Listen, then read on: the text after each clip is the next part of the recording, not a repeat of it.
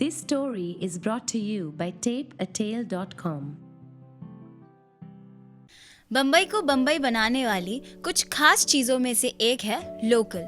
मानो बम्बई शरीर है और लोकल उसकी नसें जो उसे अपने हिस्सों से जोड़े रखती है। अब इन लोकल में लेडीज़ के लिए एक अलग डब्बा बना है जो बहुत अच्छी बात है, मगर हम गलती से कभी जनरल में चढ़ जाए तो सारी नज़रें ऐसे हमें देखती है जैसे हम एलियन हैं। तो उस दोपहर को मुझे घाटकोपर जाना था। मैं एज यूजुअल लेट थी, इसीलिए प्लेटफॉर्म पर दौड़ते हुए ट्रेन का जो भी डब्बा सामने आया उसमें चढ़ गई।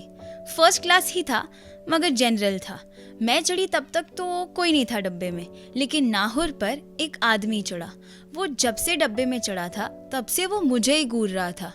कांजूर मार्ग तक तो उसने अपनी पलकें भी नहीं झपकाई होंगी, इसीलिए मैं इरिटेट हो गई और मैं उसे सामने घूरने लगी। उसने तब भी अपनी नज़र नहीं हटाई, इसीलिए मैंने ही शक्ल बनाते हुए अपना मुंह फेर लिया। फिर कुछ वक्त बाद उसने हल्के से अपनी गोद में रखी हुई बैग हटाई और जब मैंने उसे देखा तो उसका हाथ उसकी पैंट में था। वो मास्टरबेट कर रहा था पब्लिक ट्रांसपोर्ट में। हम कितनी भी कोशिश कर ले, मेट्रो के क्राउड में, बस की किचकिच में या दादर स्टेशन के उस ब्रिज पे, कोई एक तो ऐसा हरामखोर होता ही है जो बहुत बुरी तरह से टच करके चला जाता है, पर भीड़ इतनी होती है कि हमें पता ही नहीं चलता कि वो कौन था। हमारे यहाँ थाने में दिवाली पहाट होती है, सारे लोग मिलकर दिवाली मनाते हैं। तो पिछले साल मैं अपनी दोस्तों के साथ वहाँ गई थी। वहाँ भी किसी ने बहुत बुरी तरह से टच किया था।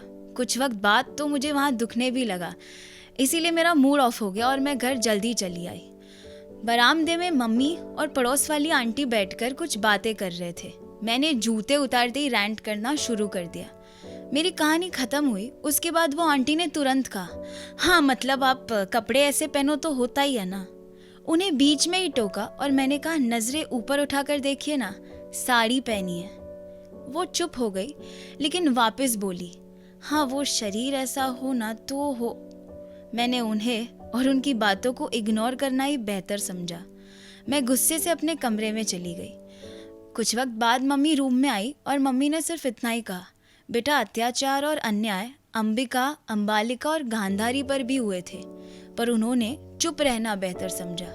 जब द्रौपदी पर आई तो उसने अपने लिए न्याय मांगा, फिर चाहे महायुद्ध ही क्यों ना हुआ हो, और दुनिया की सारी औरतों को एक सीख दी, जब खुद पर आती है ना तो लड़ना ही पड़ता है।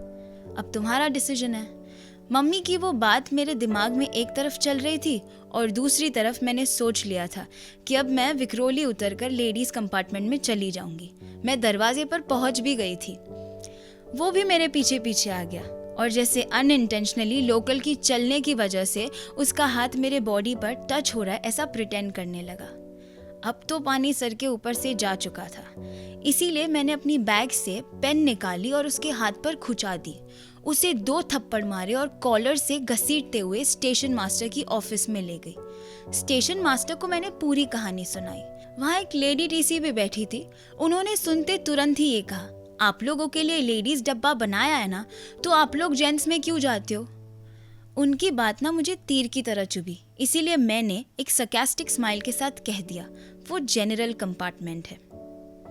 फिर उसके बाद वो स्टेशन मास्टर ने कहा, देखिए आपको ऐसे कानून हाथ में लेने की कोई ज़रूरत नहीं थी, हम है ना, हम देख लेंगे इनको, पर आपने क्यों कानून हाथ में उठाया। तब मैंने उन्हें तुरंत कहा, सर जब कोई जंगली कुत्ता आपको काटता है तो आप क्या करते हैं, वेटरनरी डॉक्टर का वेट करते हैं कि वो कब आएंगे और आपको छुड़वाएंगे, या खुद कोशिश करते हैं उसे छुड़वाने की।